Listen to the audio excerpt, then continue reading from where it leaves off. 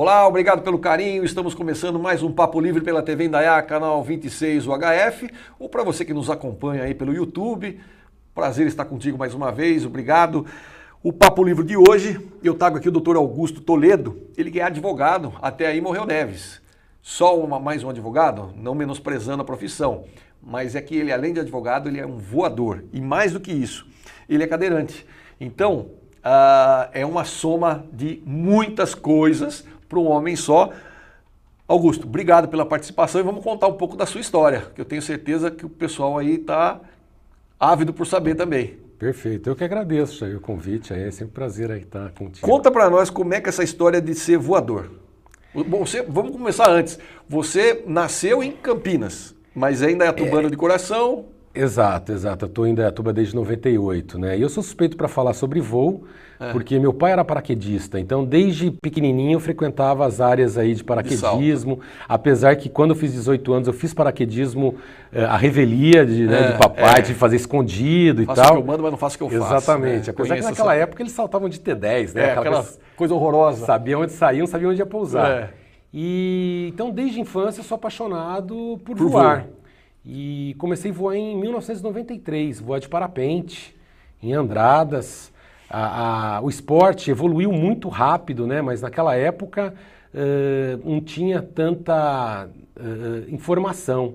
Então eu comecei a voar e numa maneira um pouco não indicada. Apesar que eu fiz curso com um instrutor, mas naquela época não existiam as associações, ou pelo menos não era divulgado, né? Então eu voei muito tempo sem respeitar as normas de segurança, voei por 10 anos de parapente, até sofrer um acidente. Então, e você ganhou essa cadeira no acidente, é isso? Isso, voando em São Pedro. O que aconteceu? Rampa Leste, São Pedro. O meu sobrinho, inclusive, solou, né? Ele fez o primeiro voo de manhã, daí 1h da tarde o pessoal pediu para eu birutar, ou seja, para eu fazer um voo para demonstrar como é que estavam as condições aí de voo. Só que não tinha condição de voo, estava zerado, não tinha térmica, ou seja, era para a gente fazer aquele voo prego, né, que chamamos, decolar e ir para o pouso, exatamente. E eu, né, aquela coisa. O problema de quem gosta de voar é isso. Quando você sai para voar, você quer voar de todo jeito. E é uma cachaça. Exatamente. E eu insisti numa condição que não era indicada. Ou seja, eu fiquei ralando o morro, que a gente chama chutando macaco, né? Ralando em cima das árvores, no lift, que não tinha lift, né? O vento que sobe o morro. E numa dessas idas e vindas na rampa, eu perdi, afundou, perdi a sustentação e o meu segundo erro, eu fui querer passar no meio de 2 árvores. E os cordins, as linhas do parapente enroscaram numa palmeira, aquelas palmeiras lindas, maravilhosas, só que ela não me sustentou, não arborizou. Então fechou. O glider virou, o velame virou de frente para a palmeira, perdeu sustentação e despencou. E eu caí 30 metros sentado. Putz, grila. Numa Celeste, que naquela época não tinha airbag, com malemar um protetor de coluna. E aí foi a Via Crucis, aí aguardei 2 horas o resgate. Graças a Deus foi um excelente resgate, o pessoal dos bombeiros, assim, que eu sou eternamente grato. O pessoal do Águias, que eu fui tirado de helicóptero, então fizeram uma imobilização perfeita, desceram 20 metros o morro para poder içar pelo helicóptero e me levar até um platô. E aí ganhei a cadeirinha de rodas para resumir a história. Que loucura. Mas como é que é? Você parou de voar? Não. Aí eu fiquei matutando como que eu poderia voltar a voar. Nesse interim, eu sou um dos fundadores do GAADIM, que é o Grupo de Ajuda dos Amigos com Deficiência de Indaiatuba, que tem time de basquete. Eles vêm sempre aqui. Exatamente. Então, joguei basquete durante muitos anos, fiz natação pelos Jogos Regionais, enfim, fui para o Saracubicheque em Brasília, que é um hospital referência de reabilitação, aprendi a jogar tênis, que quando eu andante eu nunca conseguia aprender a jogar tênis. E depois na cadeira, e eu sempre gostei de esportes, mas sempre voltado a retornar ao voo. E aí, com os amigos, com a equipe lá, que antes era chamada Urubus no Ar, hoje a equipe, os meninos, né, os mais novos aí, colocaram Vultures Wings, né, asas de abutre, e eu retornei ao voo. Inicialmente voo livre, né, de montanha. De montanha mesmo. Com a ajuda de 2 amigos que me jogavam do morro, né. jogava um mal acabado e a gente saía voando. Mas como é que é isso? O pessoal jogava você lá de cima e vai embora. Sim, porque na verdade as pernas é para você sair correndo, decolar e para pousar. Então, para decolar, 2 amigos faziam o papel das minhas pernas. Pegavam um de cada lado na selete, né, na cadeirinha do voo, corriam com sustentação e eu já saía voando da montanha. E para pousar, eu desenvolvi uma técnica de pousar sentado, com uma selete, com uma cadeirinha com airbag. Então, bem tranquilo e seguro. Então, é sempre assim, tudo que nós fazemos, no meu caso, primando pela segurança. Porque eu falo que eu já esgotei as minhas 7 vidas. Então, posso mais dar aso aí para a oitava. Exatamente. O Augusto, e vocês, agora você acabou desenvolvendo, depois você migrou para o voo com motor, né? E aí? Exatamente. Em virtude dessa dificuldade da logística, sem precisar de amigos para me lançar do morro e tudo, eu tive o contato com o paramotor, que no meu caso é o paratrike. Você está vendo aí, inclusive nós estamos conversando aqui, o pessoal está inserindo, fazendo uns inserts aí de algumas imagens sobre esse voo que ele está falando aí, que é um carrinho com um motorzão atrás, mas a asa é a mesma asa do voo livre. Exatamente. Dizer, não exatamente a mesma, mas é parecida. Sim, tem asas que você pode voar na montanha e no motor, né? Então hoje, depois eu fui para o motor, fiz esse paratrike, que é um triciclo, né? E hoje eu já tenho habilitação, sou instrutor de paramotor e tenho habilitação para fazer voo duplo de instrução. Então temos uma escola, né, a Oxfly, eu com o Sérgio Rossati, que é outro instrutor. A porta de entrada da escola é exatamente o voo duplo. Então eu tenho essa possibilidade de levar um passageiro. E aí vocês voam, de onde vocês saem? Nós saímos hoje de uma área em Salto. Atrás da IP. Isso, exatamente, que nós chamamos carinhosamente de tapetão. Nós locamos lá para poder fazer as operações de decolagem e pouso, as aulas. A aula teórica é feita na empresa, na sede, né? Que a gente tem mídia, tem todo o material didático. Então tem um cronograma que tem que ser cumprido. Então, em torno de 10 horas aulas de teórico e aulas práticas. Ao final, o aluno tem que fazer uma prova escrita e uma prova prática, apresentar exame médico de aptidão física, né? E daí nós inscrevemos esse aluno na ABPM, que é a Associação Brasileira de Paramotor, para ele ter a habilitação, né, o CPD, que é a habilitação que o qualifica para poder operar esse brinquedinho maravilhoso aí. Que o legal também do trike, do paratrike, é que você pode levar para qualquer lugar. Você vai para a praia, você leva ele. Aí você vai para a montanha, você leva ele. Você vai para o centro, você pode levar, bota atrás do carro e leva, né? Exatamente. Que é uma grande finalidade. Aliás, mandar um abraço para o meu querido Márcio Duó, que eu estou com a sua asa em casa, preciso devolver. Você sumiu, desapareceu. E eu tô com uma asa lá, que eu tentei fazer um curso no começo do ano, mas eu tive um problema na coluna, eu fiquei receoso, né? Falei, mas de repente com o motor ali, o do trike, né, não seja tão complicado. Jair, sabe que estamos tendo assim, uma migração muito grande de colegas, de pilotos, amigos lá, que estão saindo do paramotor costal, que chamamos, né? Que você sai correndo, que tem um certo peso até a asa sustentar e você decolar. E outra, nós dizemos que a sustentação é uma flor colhida no jardim da velocidade. Então você tem que ter velocidade para poder entrar em voo. Porque senão a asa não abre. Exatamente. E o costal, você correr, você tem que ter uma perna boa. Põe perna boa nisso. Então tem muitos pilotos que estão migrando para o paratrike, né? Inclusive temos o primeiro aluno no Brasil que nunca teve contato com voo, que é cadeirante, e solou há 3 meses, está voando conosco lá, o Valdir Darzan, que é piloto de paratrike, está voando conosco. Foi assim uma logística bastante complicada, porque as aulas foi feito num carrinho, que é o que eu uso para voar de montanha, né? Então não teve como ele ir para um morrinho, enfim. Mas respeitando as adequações, está voando extremamente bem. E como é que é feita as aulas lá? A pessoa vai para fazer essas aulas teóricas, como é que ele tem que ficar pilotando a asa no chão? Como é que funciona? Exatamente, porque tudo que você faz com a asa no chão é o que você vai fazer em voo. Então, primeiro tem uma palestra inicial, que eu apresento sempre falando que eu sou o exemplo a não ser seguido, até então, quando eu ganhei a cadeira, porque tudo que não era indicado eu acabei fazendo, até por desconhecimento. E tem todas as noções de meteorologia, macro, micrometeorologia, aerologia, equipamentos, motor. Assim que ele tiver uma noção, a gente vai para a área para ter aula prática. E a gente vai apresentar o parapente, né? O paramotor, porque na verdade o paramotor é chamado, a gente fala é o motor, mas na verdade é o conjunto motopropulsor, Sim. que é o motor, a gaiola, a selete com a vela. E aí ele vai fazer o treino inicialmente somente com a vela, com uma selete de aula, sem motor.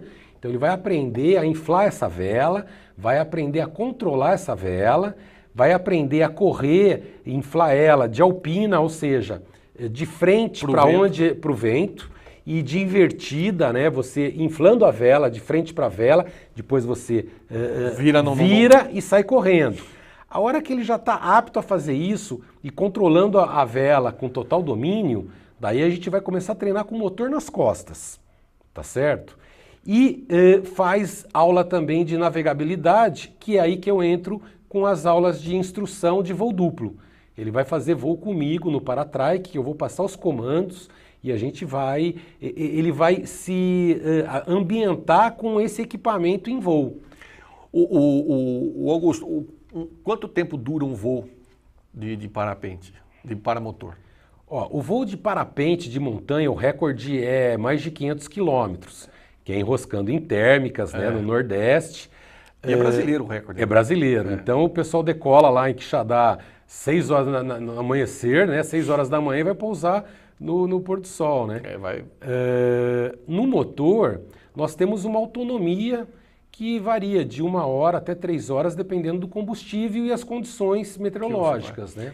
É muito diferente você fazer um voo com motor e sem motor?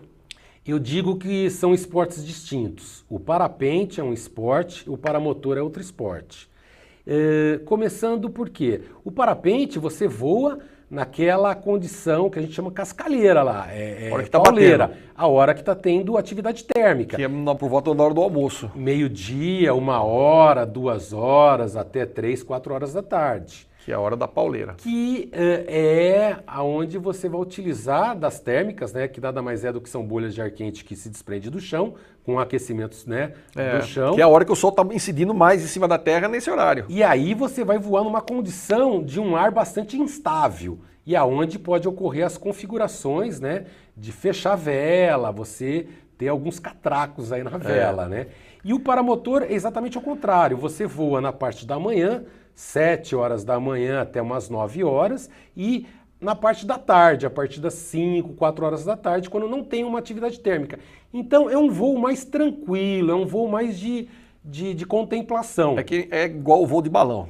De balão é até as 8, 9 da manhã e depois das 4h30 da tarde. Exatamente, exatamente. Muito bem... Apesar que nós voamos também em condição térmica. Normalmente o piloto que vem, né, do voo livre, ele voa de motor nas térmicas. Tá? Mas por isso que nós indicamos a todos os alunos, após 10 horas de voo, nós já indicamos fazer um curso de segurança que tem a nomenclatura de CIV, que é Simulação de Incidentes em Voo.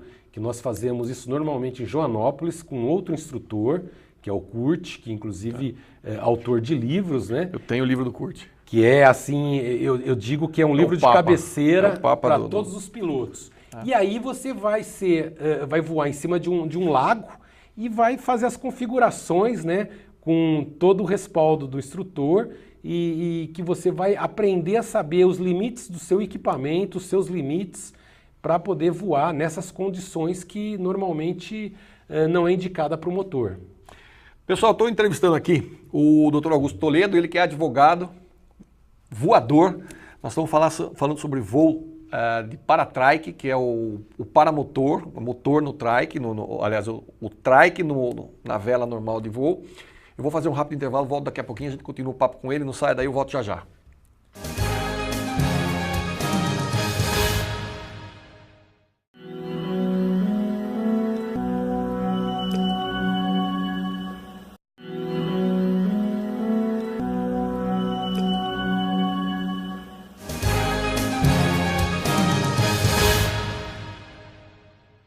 Estamos de volta com o Papo Livre hoje super livre, falando de voo, com o Augusto Toledo, ele que é advogado, ele também é presidente da Comissão de Pessoas com Deficiência da Ordem dos Advogados do Brasil, aqui da seccional Indaiatuba, e ele é um piloto que começou a voar, se acidentou, foi parar numa cadeira de rodas e não perdeu a ideia de voar, voltou a voar. Hoje tem uma escola que é a Oxfly, inclusive anotem aí www.oxfly.com.br, está aparecendo aí no seu vídeo.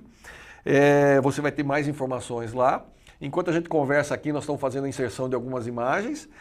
E nós falávamos no primeiro bloco sobre o que é voar de parapente, que é voar na montanha, e o que é voar com motor, né? Ele estava dizendo que são coisas distintas e tudo mais. Mas você me deu uma informação que me deixou assim, até boquiaberto, que a maior parte dos acidentes que são fatais, na verdade, não tem nada a ver com a asa fechar. Tem a ver com água. Afogamento. Afogamento. Por incrível que pareça, estamos perdendo muitos amigos aí por afogamento, exatamente por não respeitar todas as normas de segurança. Se você vai voar sobre água, tem que estar com colete, enfim, todos os equipamentos, colocar boia na estrutura do paramotor, do paratrike. Que é justamente para não afundar, não dá tempo de livrar aquela tralha toda. Exatamente. Então, normalmente, o pessoal voa na praia. A praia, a vantagem é que você pode voar o dia todo, porque a situação de térmica é menor, e é quase nula. Né? E o nível do mar é fabuloso. É tudo. Ótimo. E o piloto acaba se entusiasmando, né? Vou voar até aquela ilha, vou voltar... Só que não se atenta para... Pô, tô com os equipamentos para voar sob água, né? Então isso é complicado. Tenho tempo de voo para ir e voltar? Exato. E outra, uma coisa que nós falamos para os alunos. Motor, ponha na sua cabeça. Uma hora ele vai falhar, uma hora ele vai quebrar ou vai apagar. E se você estiver sobre água... O tempo é muito curto, principalmente se você não estiver numa altura de segurança. E se você cair na água, até você se desvencilhar, o risco da vela cair em cima de você. Enrolar e você... Então, tem toda uma técnica que, inclusive, os amigos fazem vídeos instrutivos para poder divulgar isso. Nós fazemos clínicas de dobragem de reserva, que o equipamento de segurança, você tem que dobrar a cada 6 meses. Enfim, respeitar tudo isso, dá para você também fazer um cross, vamos voar, vamos até a ilha, vamos fazer isso e aquilo. Mas consciente daquilo que você está fazendo. E dependendo do voo, você vai colocar um barco de resgate, um jet ski, uma estrutura para poder você fazer isso. Para você não ter segurança, né? Exatamente. Como diz um amigo meu, ele diz assim, existem 2 tipos de motores, o que já quebrou e o que vai quebrar. Então, você precisa ver onde é que você já está. E aquele que já quebrou vai quebrar de novo. Então, você tem que estar muito esperto em relação ao motor. O equipamento é caro? Eu acho que melhorou muito. Eu andei dando uma sapeada aí, mas sim, não é uma aviação cara. Não, o esporte aéreo eu acho que é o mais barato de todos eles, né? De todos eles. Te propicia esse prazer de voar, né? Uhum. Como dizia Da Vinci, uma vez que você esteve lá em cima, você vai andar pela terra sempre olhando para cima. Nunca mais para baixo. Porque uma vez você ali esteve e para lá você vai querer voltar. Exatamente. Hoje nós temos uma fábrica de parapente nacional que não deixa nada a desejar para os de fora e temos também uma fábrica de motores, né? A Redfly lá em Araçatuba está fabricando um motor nacional bacana, boa qualidade e um custo bastante acessível. Caro, essa palavra é igual... É relativo. Quando eu digo caro no âmbito da aviação. Qualquer vassoura que você vá pegar para voar na aviação, aí você está falando de 20 mil em diante. Exatamente. Nós estamos começando a falar em 20 mil reais. Exatamente. Em torno desse número, porque você tem a possibilidade de pegar um equipamento seminovo, usado, de boa qualidade, boa referência, num custo bem acessível. Então, por 20 mil você conseguiria montar um equipamento. Eu já indicaria um custo de 30 mil para você montar um equipamento de primeira linha, incluindo motor e vela. Sim. Ok? Que não é só o paramotor ou para-trike, a vela. Tem um capacete com fonia, rádio. Um solado, uma bota para proteger. Tem que ser de cano alto para você não quebrar a perna. Exatamente. E o paraquedas reserva. Luva. Então tem os seus acessórios que em torno desse valor você poderia sair montado. Claro, só uma ressalva. Isso depois de fazer o curso com um instrutor habilitado. Qualquer pessoa pode entrar no site da BPM, que é a Associação Brasileira de Paramotor, tem instrutores pelo país todo, habilitado, porque, infelizmente, Jair, tem aquele cidadão que monta o seu motor no fundo do quintal. Com moto 180, com Yamaha, eu sei, tem. Até com motosserra. Até com motosserra, é verdade. Entendeu? E vai voar, fala, não, esse trem aí, pô, é só acelerar e a gente vai decolar. E não é bem assim. E tem uma coisa, outro dia eu vi na internet, me mandaram, eu também faço parte de um grupo de paramotor, e mandaram uma foto, o animal resolveu dar partida no motor sem a gaiola. Deixa eu contar para você o que aconteceu, só na cabeça foram mais de 20 pontos. O cara ficou totalmente picotado. Uma estupidez sem igual. É aquilo que eu falo, procedimental. Você vai ligar o motor, você tem que verificar a área que você vai ligar esse motor. Se possível, ligar o motor nas costas. Ou vai ligar no chão para fazer um pré-aquecimento primeiro. Hoje tem até um sistema que, se você der full, ou por exemplo, você vai ligar o motor e você não fez o check para ver se você está com o acelerador enroscado, ele pode ligar e dar full e o virar. torque virar e pegar em você. Hoje tem um equipamento que, se você liga da full, você está em pré-aquecimento, ele vai apagar o motor. Então, é procedimento, é o que a gente coloca. Respeite o procedimento que você nunca vai sofrer um acidente. Ou pelo menos vai minimizar bastante o risco. Eu tenho um grande amigo meu, o professor Dr. Tabajara, e ele diz o seguinte, que na vida as pessoas se dão bem, muitas vezes não é porque ela é muito boa no que ela faz. Ela não nasceu com aquele talento. Mas é uma pessoa que treinou muito. Então, o sucesso de algumas coisas, na maioria das vezes, é treinamento. O Neymar pode não ser um gênio, mas ele treinou muito e hoje ele tem uma qualificação porque ele tem um X. Até ontem nós conversávamos, ele diz assim, para tudo que você for fazer na vida e você tiver que ser exímio, você precisa de 10 mil horas.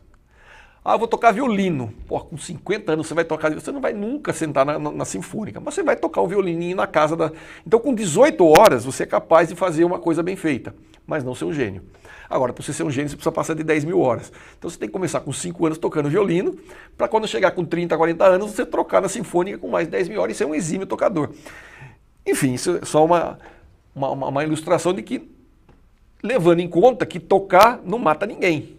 Voar, por outro lado, é uma coisa complicada.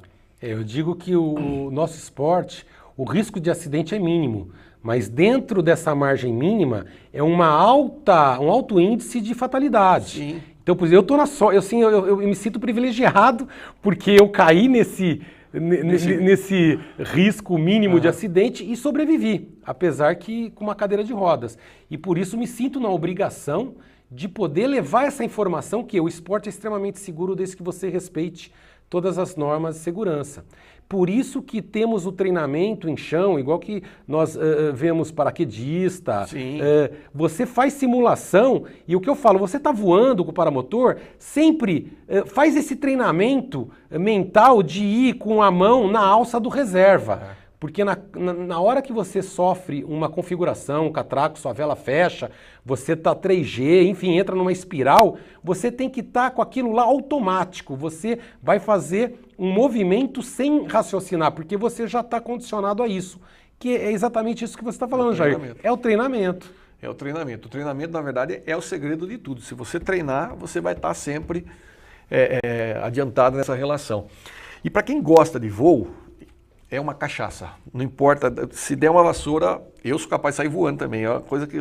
Só de você estar num ambiente que você tem aquele motorzinho. Eu estou no escritório, eu estou em casa, passa um avião, passa uma coisa, eu já saio para fora para ver. Se o motor é diferente então do que eu estou acostumado a ouvir, eu falo, opa, tem um motor radial passando aqui, deixa eu ver.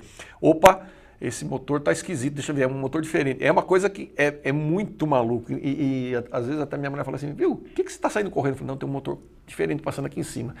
Ah, é tal avião, olha só.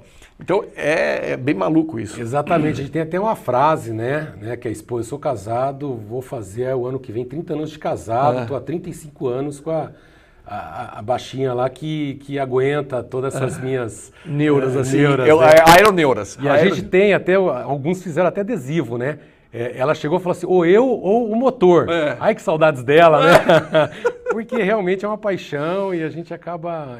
Eu até costumo brincar, que eu falo assim, quando a minha primeira esposa pinchou essa maldição em mim, eu pinchei uma nela. Falei assim, você vai achar ainda um piloto e vai casar com ele. Ela está casada com o piloto até hoje. Então, pegou. Não tem jeito. Para a gente fechar, a OAB tem feito um trabalho legal com essa comissão, né, de deficientes, e eu queria que você falasse rapidamente, desse uma pincelada para a gente sobre isso. Ok. Nós temos a Comissão dos Direitos das Pessoas com Deficiência, que inclusive há um plantão na OAB para poder receber denúncias, reclamações da população em caso de desrespeito aos direitos. Muitas pessoas desconhecem dos direitos, né? Inclusive, essa semana eu quis testar o nosso transporte público. Eu falei, eu vou para casa falei pro meu filho levar o carro e eu fui de circular. E justo na linha que faz a minha residência, não tem ônibus adaptado. Lembrando que a lei, o Decreto Federal 5296 de 2004, o prazo para o setor para poder fazer acessibilidade na frota, se tornar a frota de transporte acessível, é a maior que teve na lei para o setor. 10 anos. 10 anos. Terminou em 2014. Nós estamos em 2016. Indo para 2017, já estamos no final do... E justo o circular que eu peguei não tinha. Ainda bem que eu peguei um motorista, um cobrador e um fiscal, né, consciente, que me deram toda a assessoria, me colocaram dentro do ônibus, que eu digo também que não é função deles. Por quê? Colocar uma ala sem alça aqui, que eu sou, né, 75, 80 quilos, dentro do ônibus, tirar, não é a função deles, né? Mas eles foram, teve uma questão fraternal até, mas a obrigação é da companhia de ônibus oferecer acessibilidade. Então esse ônibus deveria ter uma rampa ou um elevador, que às vezes nós vemos em certos ônibus que tem, mas o motorista, o cobrador não sabe utilizar ou está quebrado. Então, assim, essa comissão dos direitos das pessoas com deficiência é exatamente para poder cobrar dos órgãos competentes o cumprimento da lei. Eu falo que o Brasil é um país modelo para pessoa com deficiência morar, mas, na verdade, em relação à legislação, é o país melhor, inclusive, de todas as Américas, em matéria de legislação. Mas na prática... Mas na prática, infelizmente, não ocorre isso. Então o pessoal fala, mas não há demanda. Onde estão as pessoas com deficiência? Às vezes as pessoas com deficiência não conseguem sair de casa. A sua calçada esburacada, a rampa, o desnível para poder descer uma calçada. Nós temos acessibilidade agora no centro. Acessibilidade, digo, rebaixamento de calçada. Mas não adianta você conseguir ter acesso a uma calçada se cada imóvel faz a calçada da forma que quer. Sendo que tudo isso é normatizado. Então, falta bastante coisa ainda e a Comissão dos Direitos da OAB, da subseção de Indaiatuba, está aí exatamente para poder atender a população e cobrar de quem de direito o cumprimento da lei. Maravilha. Augusto, obrigado pela participação. Lembrando que quem quiser mais informação sobre curso de motor, de vela, www.oxfly.com.br, procura lá o Augusto ou o Sérgio e você vai ter mais informações. E quem precisar falar com a comissão das pessoas com deficiência na OAB, como é que faz? Tem telefone? Tem telefone, é só entrar no site da OAB, vai localizar o telefone. A comissão tem um Facebook também, a Comissão dos Direitos das Pessoas com Deficiência, da subseção da OAB de Indaiatuba. E ou se dirigir diretamente à nossa sede na rua... Tuiuti. Rua Humaitá. Humaitá. Humaitá, aonde era o cartório Mesquita. Nós estamos localizados lá na agora. Esquina, ali onde era... Na esquina, ao lado da praça. Perto do Jair da Banca. Não Exatamente, exatamente. Gostaria de agradecer, Jair, e deixar o convite para você ir fazer um voo duplo de instrução conosco. Farei isso. Vamos agendar, vai ser um prazer. Tá Ótimo, bom? muito obrigado. Obrigado mais uma vez, valeu. Agradeço. Você aí de casa, obrigado pelo carinho da sua audiência. Eu fico por aqui e a gente se vê no nosso próximo encontro. Até lá, fiquem com Deus, muita paz. Não desliga a televisão, tem mais programação nossa local rolando na telinha da sua TV. Tchau.